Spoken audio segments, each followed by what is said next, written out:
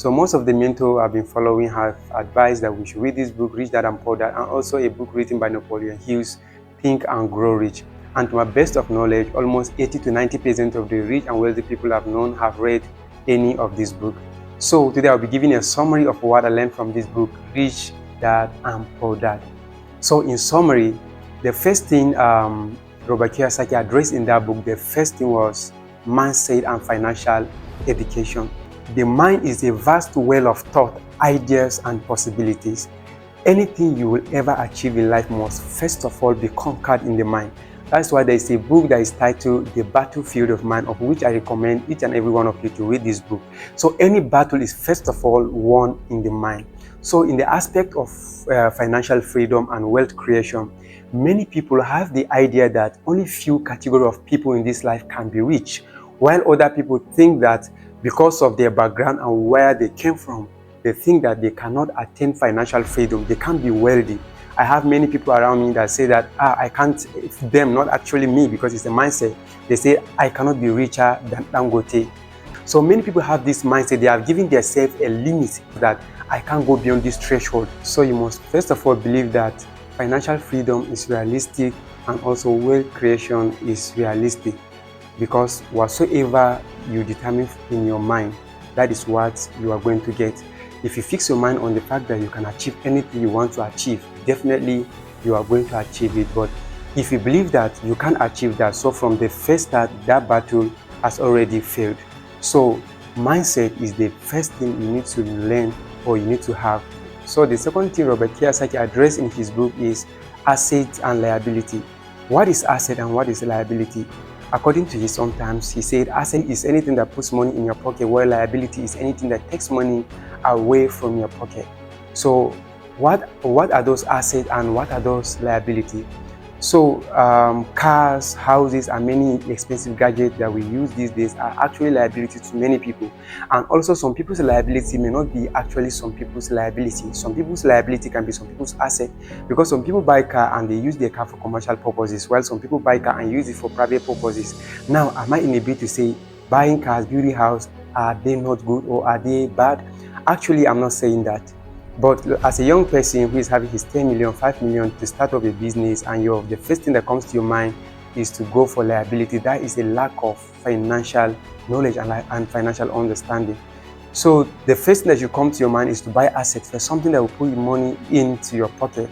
So when you buy these assets and then those assets begin to bring money into your pocket, then you can use part of your money generated from those assets to buy liabilities you can use to cater for yourself and do some other necessary things. So the first thing as a young person that will come to your mind is to buy asset, not necessarily liability. So the third thing Robert Kiyosaki addressed in his book is work to learn and not to earn. So what do I mean by this? Many people are working only to earn money. But as a young person who wants to start a business, who wants to build an empire or a company or an organization, so the first thing is for you to find a business that is thriving, a business that you want to go into that is successful at a time. So you will go and register yourself and then start working in that organization. So while you are working in that organization, you are gaining experience of how things are done in that company. So after working for a while, you will have an understanding and you have a knowledge of how that company is run and how many of the offices in that organization are being run. So after a while, you can come back and start your own company after you have ascertained all the necessary knowledge on how those companies are being run. So that is the first thing. So the fourth thing he addressed in the book is understanding and managing risk. Many people go into a business, they don't understand how to manage risk. They don't know the risk involved in the business. So first of all, before starting any business, you must know the risk involved in that business. And when starting a business, you must not put the whole 100% of the entire money you have into a business. It's financially not wise. In some aspects, it can be good, but most at times, it's financially not wise. Simply because at a particular point, every business have crises, every business have challenges. There is no a business that doesn't have the challenges at one point or the other. So when starting a business, you must set apart some fund. You must put up away some money for emergencies or for a time when maybe the business can undergo some challenges or crisis. So you can use those funds to restake into that business. When Elon Musk became a CEO of Tesla, there was a point that Tesla was at the verge of crashing.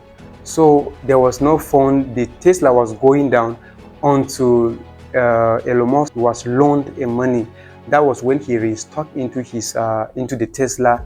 That was when the business came back again. That's why every business have a potential challenges. So you must have a setback fund that you can use to take care of that challenges whenever they arises.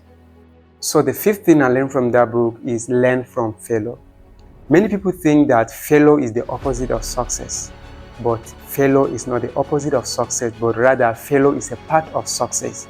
Many people failed and they failed to understand why they failed. And many people fail and then they learn why they fail.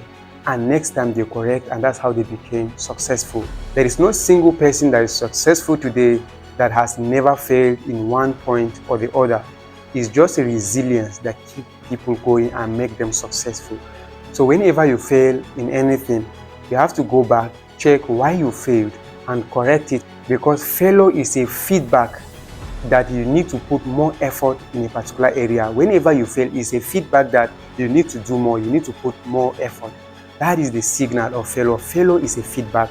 So many people failed and actually they failed forever, but many people failed and understood why they failed and corrected, and that's how they became successful. So you must learn to learn from your failure. That is the catch.